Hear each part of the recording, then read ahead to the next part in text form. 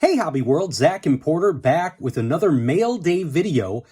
Some fun stuff to show off today. We've got two trades we recently got back from Trading Card Database and two racks to show off.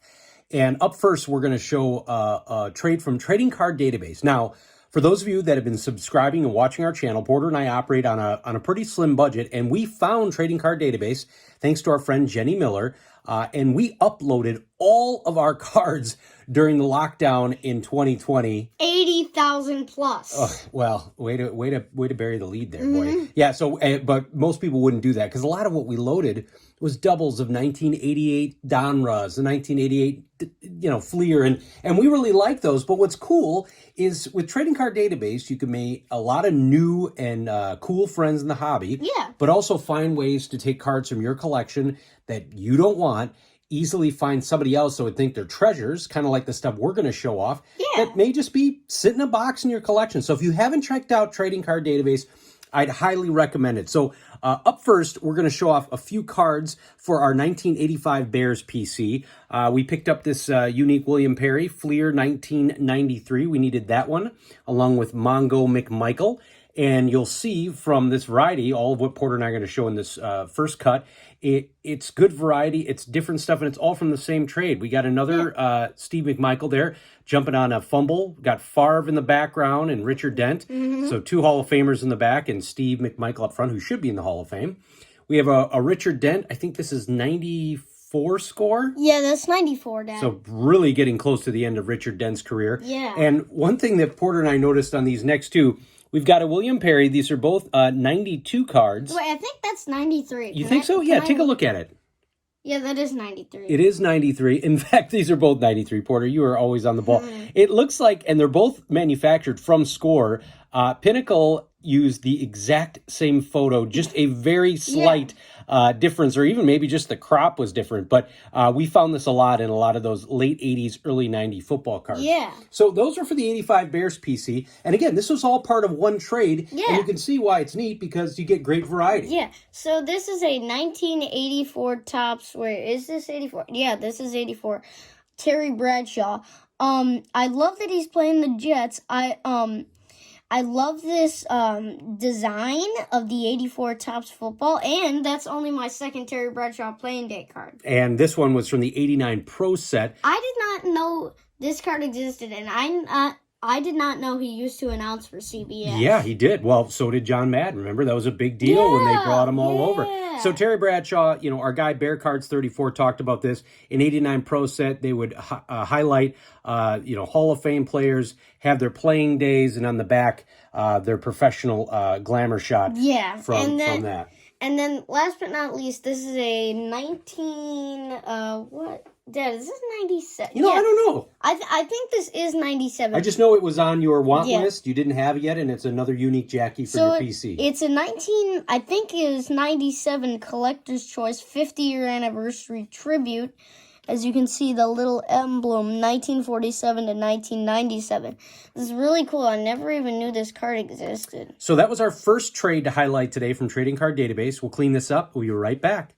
Whew, the magic of technology. Okay, we are back. Now, this is another really cool trade we got on Trading Card Database. We found a collector. He lives up in New Jersey. He must have spent some time or bought a collection from Canada because he's got a ton of cool stuff that is O-Pee-Chee, Leaf, and Canada related. And for junk wax collectors like ourselves, we have a ton of those cards on our want list. So first up is this cool Petro Canada All-Star card. It's a FanFest collection, and Porter's pressured me into doing this. This is another unique card to our Pudge Fist collection. So these were pop-up cards. You can see there, I believe that's the Sky Dome. Or no, what was the Toronto? I can't. Blue Jays fans, can you please help us answer that? And so they have this this cool Pudge Fist that's in there. So this was the All-Star FanFest collection.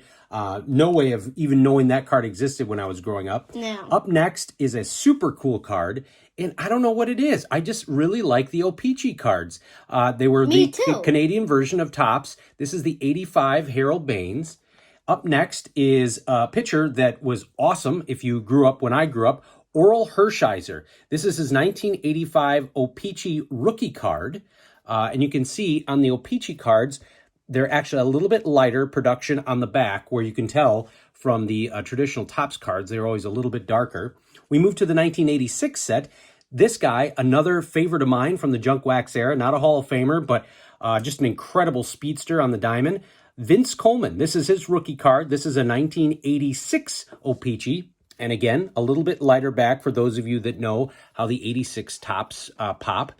And then lastly, well, no, we've got two more sets to showcase. 1987 O-Pee-Chee.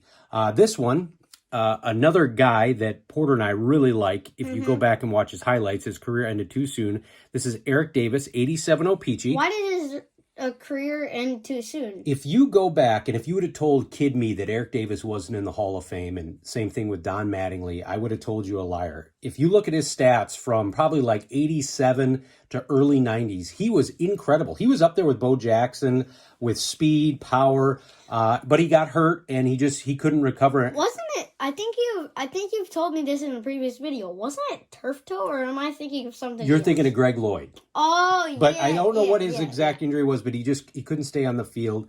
Jose Canseco, 1987 O-Pee-Chee All-Star Rookie card. The Topps version was one of the first cards I went out and got when I rejoined the hobby in 2020. And then an 87 O-Pee-Chee rookie card of Will Clark.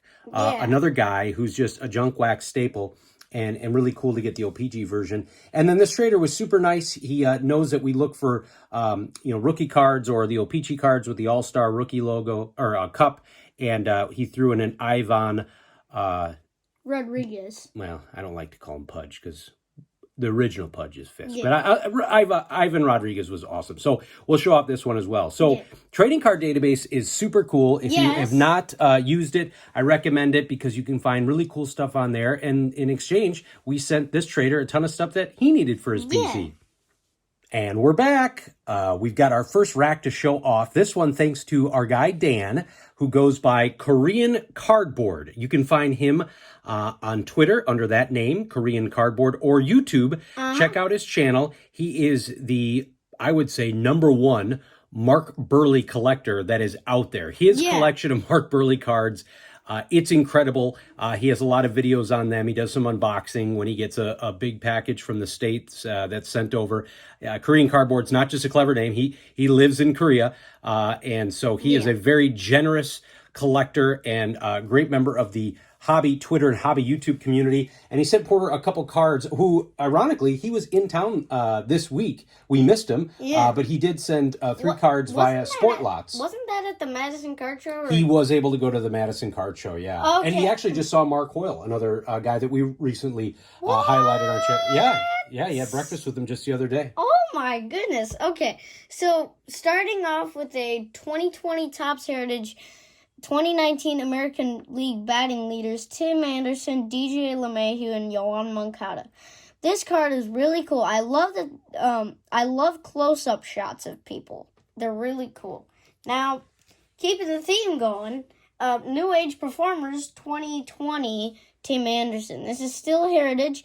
I love the New Age Performers cards. Well, this is actually my first New Age Performer card from 2020, but I just love them in general. Then last but not least, thank you, Dan. This is a New Age Performers, still 2020, Tony Avila and not New Age Performers, then and now, Tony Avila and Tim Anderson. And he just got into the Hall of Fame. Yeah, Tony Avila just got into the Hall of Fame. Congrats, Tony. I'm very happy for you. Again, want to thank Dan, Korean Cardboard. We'll put a link to his channel in the description, and we will be back with one more rack we received this week. Whew, that was a crazy technology trip. Yeah. Our last rack to show off this week is from our friend Vic.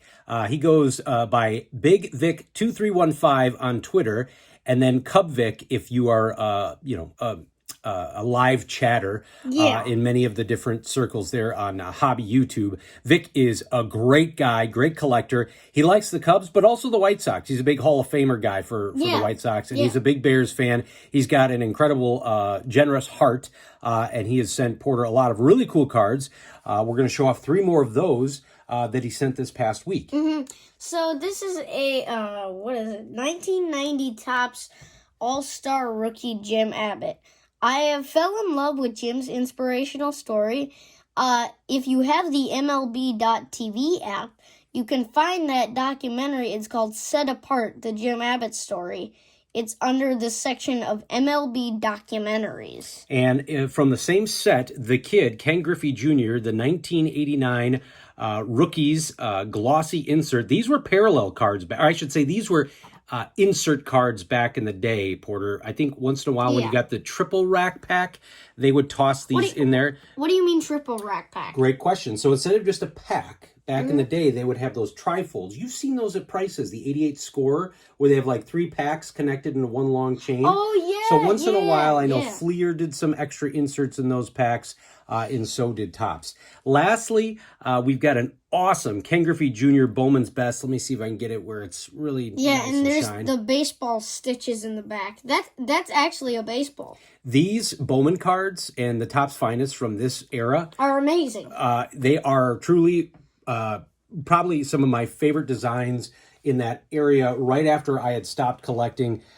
There's just so many cool inserts from the mid to late 90s. And not only just in baseball, football has a ton, basketball has a ton. We're not really big basketball collectors, but I only have 2 basketball cards. You can appreciate and they're both Zach cards. Levine. So we do want to thank again Vic. He goes by CubVic in the chats, and then Big Vic 2315, a great member of Hobby Twitter, the Hobby YouTube community. And thank you for watching and subscribing. Bye-bye.